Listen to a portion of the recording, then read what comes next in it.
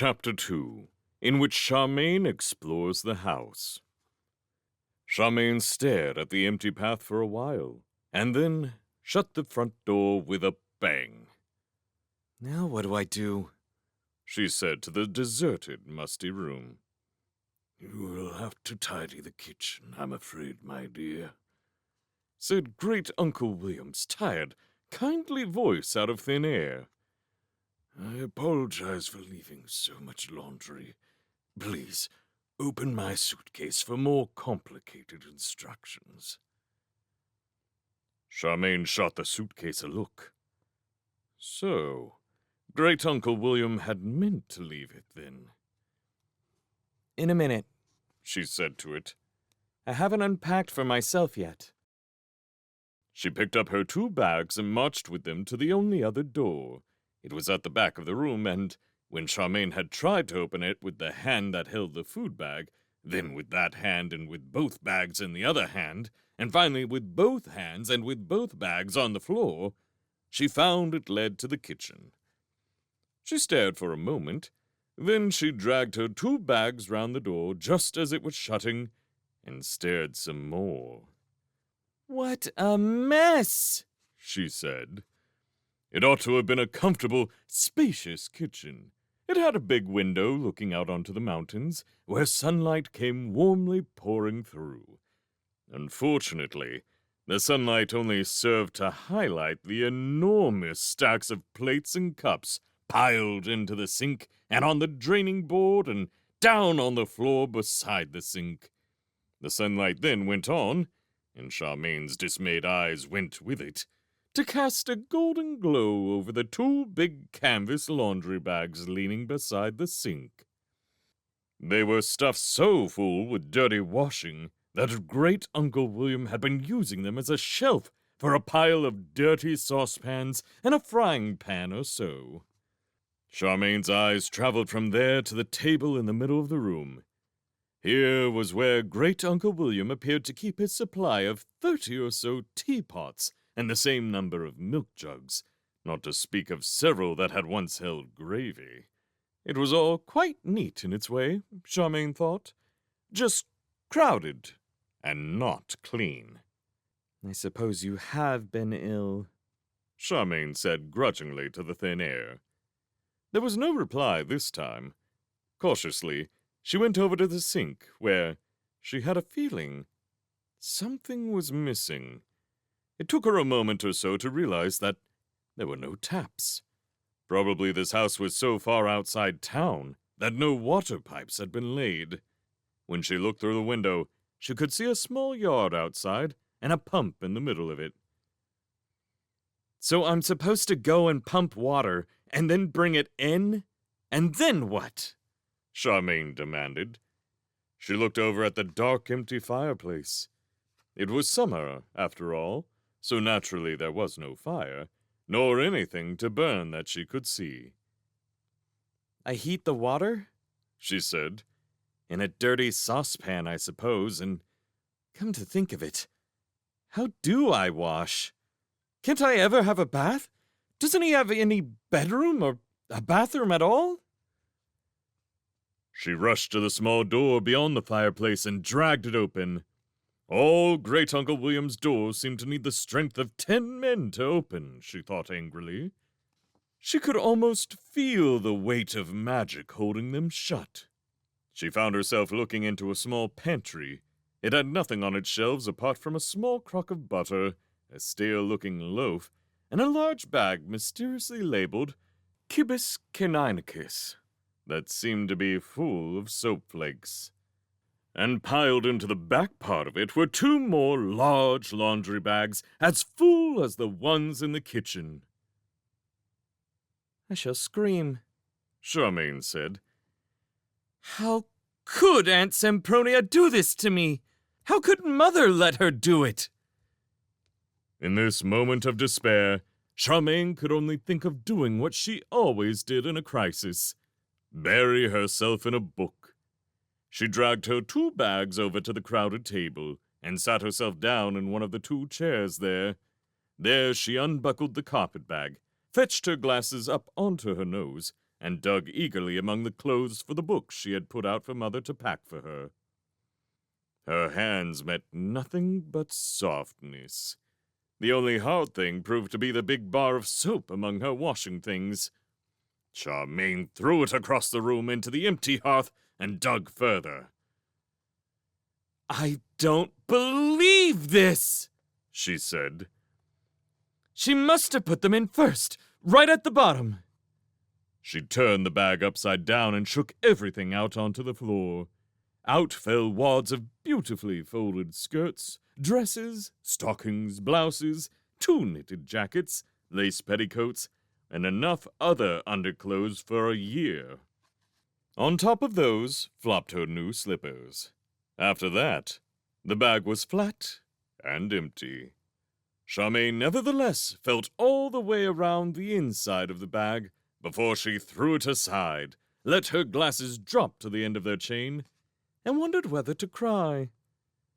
Mrs. Baker had actually forgotten to pack the books. "Well," Charmaine said, after an interval of blinking and swallowing, "I suppose I've never really been away from home before. Next time I go anywhere, I'll pack the bag myself and fill it with books. I shall make the best of it for now." Making the best of it, she heaved the other bag onto the crowded table and shoved to make room for it. This shunted 4 milk jugs and a teapot off onto the floor. "And I don't care!" Charmaine said as they fell. Somewhat to her relief, the milk jugs were empty and simply bounced, and the teapot did not break either. It just lay on its side, leaking tea onto the floor. "That's probably the good side to magic," Charmaine said, glumly digging out the topmost meat pasty. She flung her skirts into a bundle between her knees, put her elbows on the table, and took a huge, comforting, savory bite from the pasty. Something cold and quivery touched the bare part of her right leg. Charmaine froze, not daring even to chew. "This kitchen is full of big magical slugs," she thought. The cold thing touched another part of her leg. With the touch came a very small, whispery whine. Very slowly, Charmaine pulled aside skirt and tablecloth and looked down. Under the table sat an extremely small and ragged white dog, gazing up at her piteously and shaking all over. When it saw Charmaine looking down at it, it cocked uneven, frayed-looking white ears, and flailed at the floor with its short, wispy tail. Then it whispered out a whine again. "Who are you?" Charmaine said. "Nobody told me about a dog." Great Uncle William's voice spoke out of the air once more. "This is Waif. Be very kind to him. He came to me as a stray, and he seems to be frightened of everything." Charmaine had never been sure about dogs. Her mother said they were dirty and they bit you, and would never have one in the house. So Charmaine had always been extremely nervous of any dog she met. But this dog was so small. It seemed extremely white and clean, and it looked to be far more frightened of Charmaine than Charmaine was of it. It was still shaking all over. "Oh, do stop trembling," Charmaine said. "I'm not going to hurt you." Waif went on trembling and looking at her piteously. Charmaine sighed. She broke off a large lump of her pasty and held it down toward Waif. "Here," she said. "Here's for not being a slug after all." Waif's shiny black nose quivered toward the lump. He looked up at her to make sure she really meant this, and then, very gently and politely, he took the lump into his mouth and ate it. Then he looked up at Charmaine for more. Charmaine was fascinated by his politeness. She broke off another lump, and then another. In the end, they shared the pasty half and half. "That's all," Charmaine said, shaking crumbs off her skirt. "We'll have to make this bagful last, as there seems to be no other food in this house. Now, show me what to do next, Waif." Waif promptly trotted over to what seemed to be the back door, where he stood wagging his wisp of a tail and whispering out a tiny whine. Charmaine opened the door, which was just as difficult to open as the other two, and followed Waif out into the backyard, thinking that this meant she was supposed to pump water for the sink. But Waif trotted past the pump and over to the rather mangy-looking apple tree in the corner, where he raised a very short leg and peed against the tree. I see, Charmaine said. That's what you're supposed to do, not me. And it doesn't look as if you're doing the tree much good, Waif. Waif gave her a look and went trotting to and fro around the yard, sniffing at things and raising a leg against clumps of grass. Charmaine could see he felt quite safe in this yard. Come to think of it, so did she. There was a warm, secure feeling, as if Great Uncle William had put wizardly protections around the place. She stood by the pump and stared up beyond the fence to the steeply rising mountains. There was a faint breeze blowing down from the heights, bringing a smell of snow and new flowers, which somehow reminded Charmaine of the elves. She wondered if they had taken Great Uncle William up there. And they'd better bring him back soon, she thought. I shall go mad after more than a day here. There was a small hut in the corner by the house. Charmaine went over to investigate it, muttering, Spades, I suppose, and flower pots and things. But when she had hauled its stiff door open, she found a vast copper tank inside, and a mangle, and a place to light a fire under the tank. She stared at it all, the way you stare at a strange exhibit in a museum for a while, until she remembered that there was a similar shed in her own yard at home. It was a place just as mysterious to her as this one, since she had always been forbidden to go into it. But she did know that, once a week, a red-handed, purple-faced washerwoman came and made a lot of steam in this shed, out of which came clean clothes somehow. Ah, a wash-house, she thought. I think you have to put those laundry bags in the tank and boil them up. But how? I'm beginning to think I've led a much too sheltered life. And a good thing, too, she said aloud, thinking of the washerwoman's red hands and mauve face. But that doesn't help me wash dishes, she thought. Or about a bath. Am I supposed to boil myself in that tank? And where shall I sleep, for goodness' sake? Leaving the door open for Waif, she went back inside. She went back indoors, where she marched past the sink, the bags of laundry, the crowded table, and the heap of her own things on the floor, and dragged open the door in the far wall. Beyond it was the musty living room again.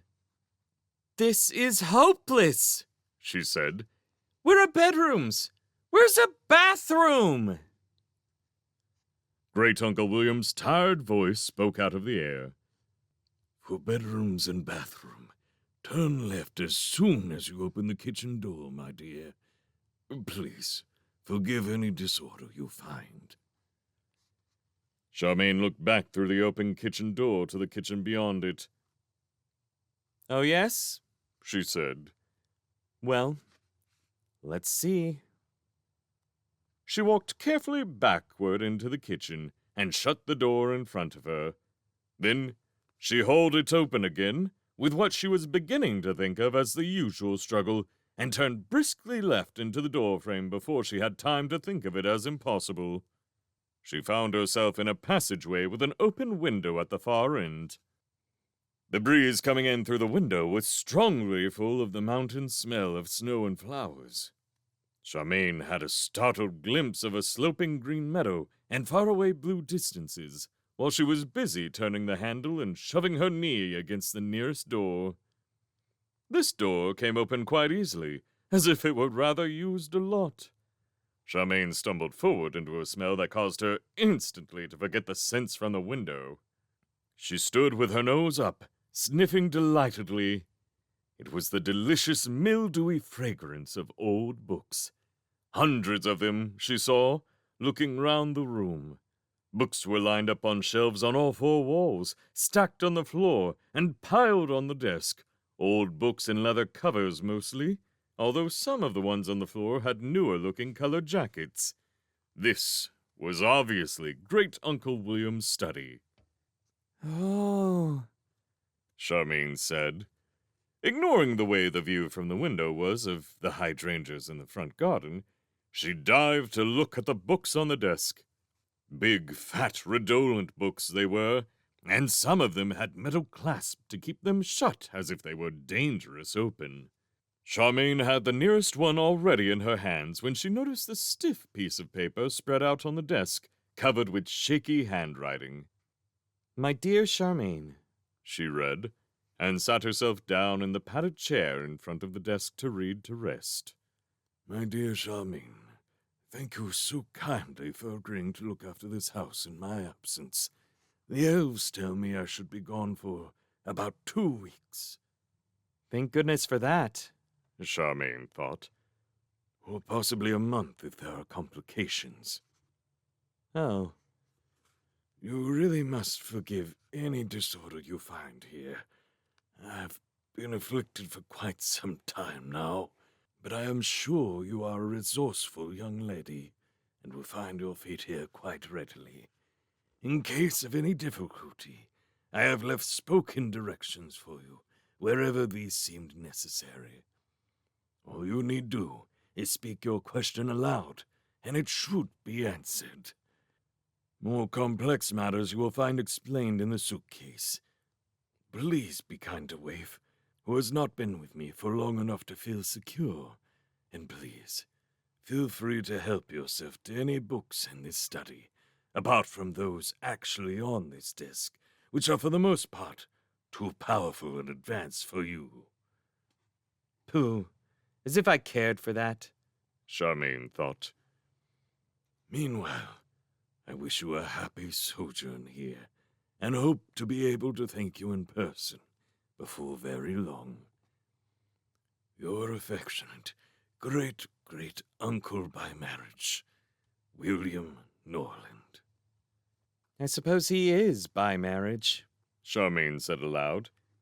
He must be Aunt Sempronia's great-uncle, really, and she married Uncle Ned, who is Dad's uncle, except that he's dead now. What a pity. I was starting to hope I'd inherited some of his magic. And she said politely to the air, Thank you very much, Great-Uncle William. There was no reply. Charmaine thought, well, there wouldn't be. That wasn't a question. And she set about exploring the books on the desk. The fat book she had in her hand was called The Book of Void and Nothingness. Not surprisingly, when she opened it, the pages were blank.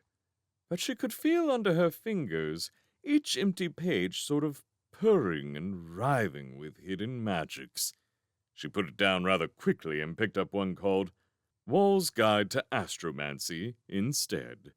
This was slightly disappointing, because it was mostly diagrams of black-dotted lines with numbers of square red dots spreading out from the black lines in various patterns, but almost nothing to read. All the same, Charmaine spent longer looking at it than she expected.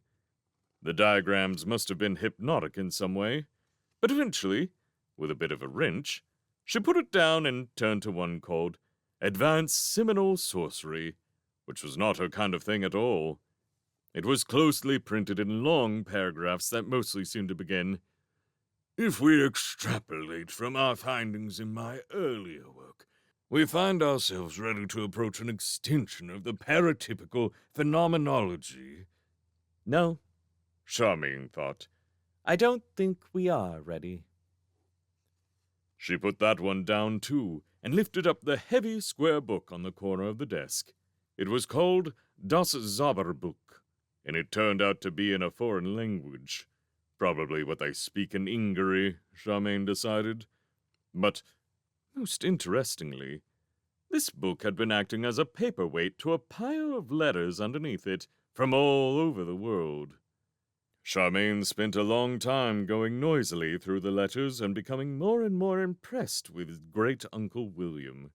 Nearly all of them were from other wizards who were wanting to consult Great-Uncle William on the finer points of magic. Clearly, they thought of him as the great expert, or to congratulate him on his latest magical discovery. One and all of them had the most terrible handwriting. Charmaine frowned and scowled at them and held the worst one up to the light. "Dear Wizard Norland," it said, as far as she could read it, "your book, Crucial Cantrips, has been a great help to me in my dimensional, or is that demented, Charmaine wondered, work. But I would like to draw your attention to a small discovery of mine released to your section on Murdoch's ear. Merlin's arm? Murphy's Law? I give up," Charmaine thought. "When I next find myself in High Norland, perhaps we could talk? Yours alluringly, allergically, admiringly, antiphony?" Lord, what writing, Charmaine thought. Wizard Howl Pendragon.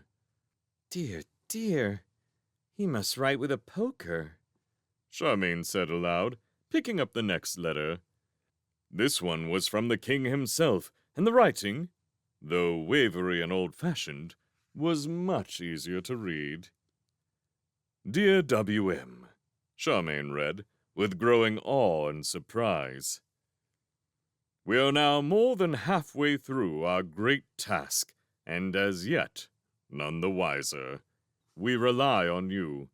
It is our devout hope that the elves we sent you will succeed in restoring you to health, and that we will again shortly have the inestimable benefit of your advice and encouragement. Our best wishes go with you. Yours in sincere hope, Adolphus Rex, High Norland. So the king sent those elves. Well, well, Charmaine murmured, leafing through the final stack of letters. Every single one of these was written in different sorts of someone's best handwriting. They all seemed to say the same thing in different ways. Please, Wizard Norland, I would like to become your apprentice. Will you take me on? Some of them went on to offer Great-Uncle William money. One of them said he could give Great-Uncle William a magical diamond ring, and another, who seemed to be a girl, said, rather pathetically, I am not very pretty myself, but my sister is, and she says she will marry you if you agree to teach me.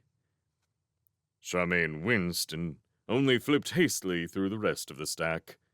They reminded her so very much of her own letter to the king, and quite as useless, she thought. It was obvious to her that these were the kind of letters that a famous wizard would instantly write and say no to. She bundled them all back together under Das Zauberbuch and looked at the other books on the desk. There was a whole row of tall, fat books at the back of the desk, all labeled Res Magica, which she thought she would look at later. She picked up 2 more books at random. One was called Mrs. Pentstemmen's Path, Signpost to the Truth, and it struck her as a trifle moralizing. The other, when she had thumbed open its metal clasp and spread it out at its first page, was called The Book of Palimpsest. When Charmaine turned over the next pages, she found that each page contained a new spell, a clear spell, too, with the title saying what it did, and below that, a list of ingredients, followed by numbered stages telling you what you had to do. this is more like it, Charmaine said, and settled down to read. A long time later, while she was trying to decide which was more useful, a spell to tell friend from foe, or a spell to enlarge the mind, or perhaps even a spell for flying, Charmaine suddenly knew that she had crying need of a bathroom. This tended to happen to her when she had been absorbed in reading. She sprang up, squeezing her knees together, and then realized that a bathroom was a place she had still not found. Oh, how do I find the bathroom from here? She cried out. Reassuringly, Great-Uncle William's kind, frail voice spoke out of the air once more. Turn left in the passage, my dear, and the bathroom is the first door on the right. Thank you! Charmaine gasped and ran.